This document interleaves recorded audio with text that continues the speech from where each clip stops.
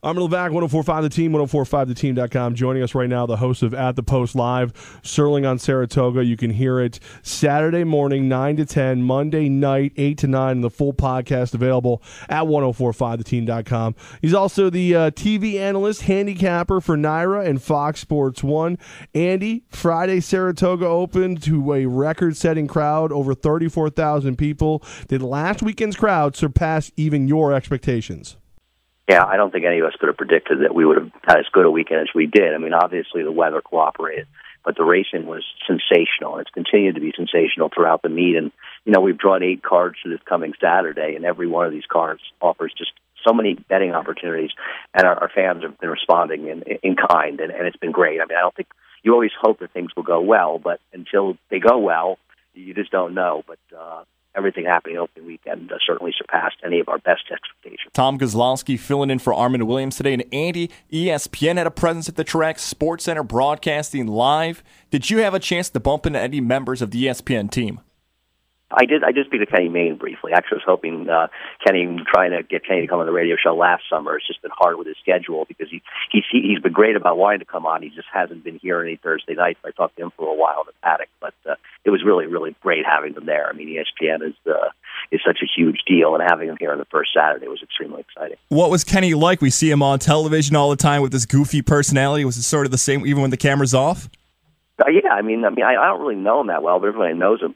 Is a big fan of his, thinks he's a great guy, and he's been terrific, you know, as far as trying to come on the show. And just, you know, I'd emailed him last year through a mutual friend, and he couldn't have been nicer about it, and thought he was going to be in town, and then things changed. So as far as I'm concerned, he's been great. Now we just got to find a time when he's going to be here on a Thursday and get him on the show. Well, you bump into Kenny Mayne, who's a part of ESPN, but you, my friend, were featured on ESPN.com because of the huge winner in last weekend's Pick 6.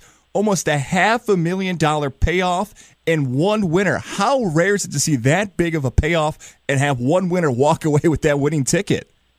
I have to imagine that's the biggest single payoff we've had in it. Because wow. The pools are so strong up here, and I think that's the only single winner we've had up here. I believe it's happened a couple other times downstate at Belmont and or Aqueduct, but that's probably a record payout. And it's a great bet because it offers the opportunity to win a lot of money while putting in a reasonable amount of money, I should say. You know, obviously, I think that person put in a little over $600, and that's a fairly big play. But listen, I've hit these things for thousands of dollars by putting in $100 or the $120 range.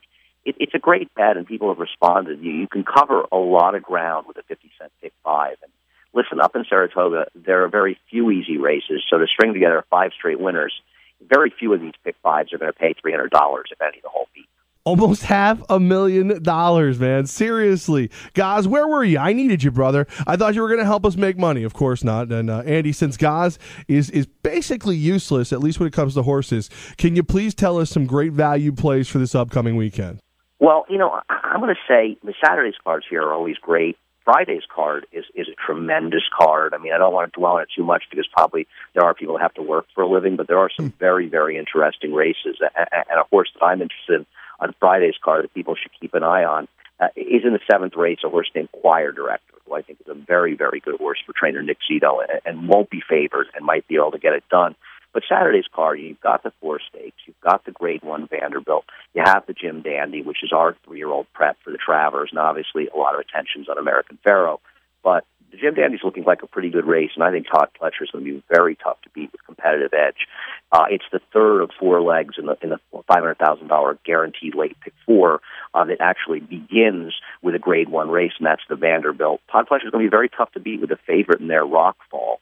In that sequence, you've also got the Bowling Green as the 9th race. I think War Dancer. I'm not a best bet guy, but if I had to make my best bet for Saturday, it would be the 2 War Dancer for Bill Mott, who's the leading trainer at the meet, whose horse has been running very, very well. And War Dancer will not likely be favored in here, maybe as low as 3rd choice. And I just think War Dancer is going to be very, very well here for Bill Mott. And the last race, the last leg of that guaranteed pick 4, Pegasus Red, interests me a lot. Another horse who I don't think is going to be favored, but I think has a very good chance in that sequence. But, you know, they're complicated sequences, and like a pick 5, a pick 4, or even a pick 6, you just try to sort of survive races and use a number of horses. But the anchor for me would be War Dancer in the 9th race, the Bowling Green. And Andy, we'll close with this. What can fans expect from this week's At the Post? It's going to be a great show. Actually, Barbara Banke, who is of course Stone Street Sable and associated with Rachel Alexandra and Curlin, and she's going to be joining us. And I'm thrilled to have her on. She's a very, very interesting person, and I just it's been like she was my goal for this year to get her to come on. A lot to say about a lot of exciting horses, particularly Rachel Alexandra, who actually has a foal that I think a lot of people thought was going to run Saturday. It's not running, but we can look forward to seeing soon.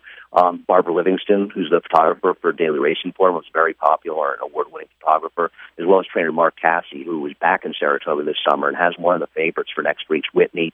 Almost won the Diana last week with Tepin. So it's a good show. I like when I have a show where none of my guests have ever been on before. I think it offers the opportunity to hear from some people that you don't always get a chance to hear from in racing. Straight cash, homie, as Randy Moss would say. He is the host of At the Post Live, Serling on Saratoga. Saturday morning, 9 to 10, you'll hear it right here on the team. Monday night, 8 to 9. The full podcast available, 1045theteam.com. TV analyst, handicapper for Naira, Fox Sports 1, Andy Serling. Andy, thank you for the time. And as always, we'll talk to you again next week. Thanks a lot. Bye-bye.